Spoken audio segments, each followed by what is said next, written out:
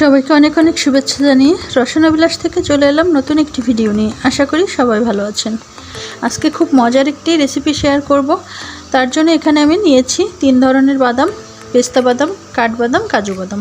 এখন এই বাদামগুলো ভালো করে আমি কুচি কুচি করে কেটে নিব। ভিডিওটি প্রথম থেকে শেষ পর্যন্ত দেখার জন্য অনুরোধ রইল। চলুন তাহলে শুরু করি। সবগুলি বাদাম আমি এভাবে কুচি কুচি করে কেটে নিয়েছি। এখানে আমি চুলায় 700 গ্রাম দুধ জাল করে আমি এখানে 500 গ্রাম মতো করে নিয়েছি, তার থেকেও কম হবে। ঘন করে নিয়েছি দুধ জাল করে। একটি বাটিতে আমি 4 চামচের মতো পানি নিয়েছি, ঠান্ডা পানি, নর্মাল ঠান্ডা পানি। আর দিয়ে দেব 1 চামচ এখানে কর্নফ্লাওয়ার। ভালো করে আমি পানির সঙ্গে মিশিয়ে নিব। দুধটাকে আমি ঘন করার জন্য, আরেকটু ঘন করার জন্য এখানে আমি 1 চামচ কর্নফ্লাওয়ার ব্যবহার করছি।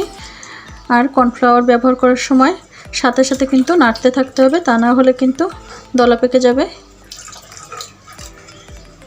এখন ভালো করে আমি দুধের সঙ্গে মিশিয়ে নিব। এখন আমি দুধের মধ্যে দিয়ে দেব 1/4 কাপ কোরানো নারকেল।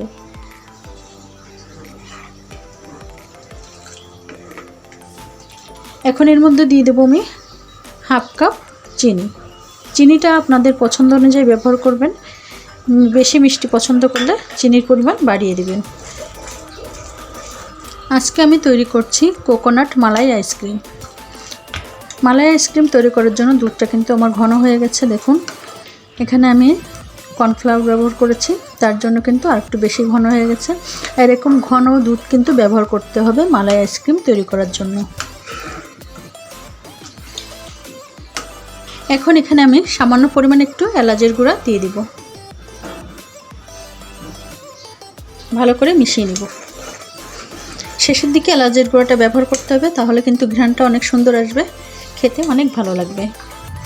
দুধের মালাইটা আমার সম্পূর্ণ রেডি। এখন আমি এটি হালকা করে একটু ঠান্ডা করে নিব। আইসক্রিম তৈরি করার জন্য মালাইটা আমার সম্পূর্ণ রেডি হয়ে গেছে, ঠান্ডাও হয়ে গেছে। আমি হালকা ঠান্ডা করে নিয়েছি। এখন এর মধ্যে আমি দিয়ে দেব সেই কুচি করে রাখা বাদামগুলো।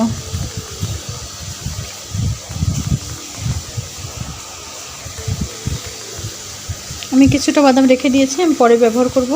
দুধের সঙ্গে ভালো করে মিশিয়ে নিব।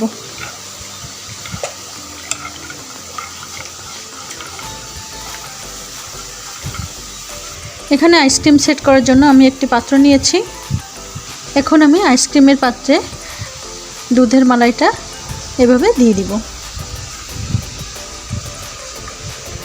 এখন আমি ঢাকনাগুলো আটকে দিব। ঢাকনাগুলো আটকে দেওয়ার পর আমি ডিপ ফ্রিজে রেখে দেব কমপক্ষে 6 থেকে 7 ঘন্টার জন্য। ফিরে আসব 6 থেকে 7 ঘন্টা পর।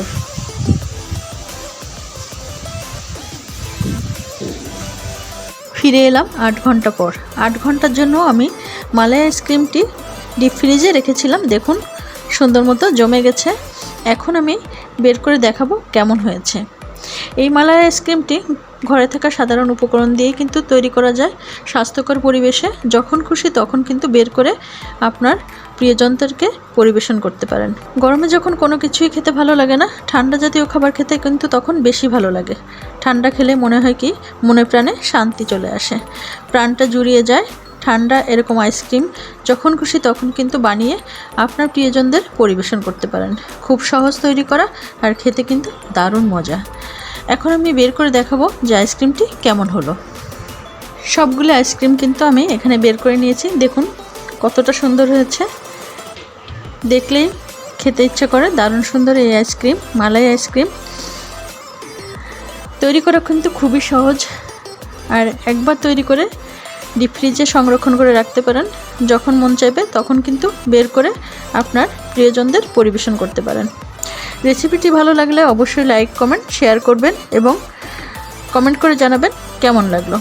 ভালো থাকবেন, সুস্থ থাকবেন।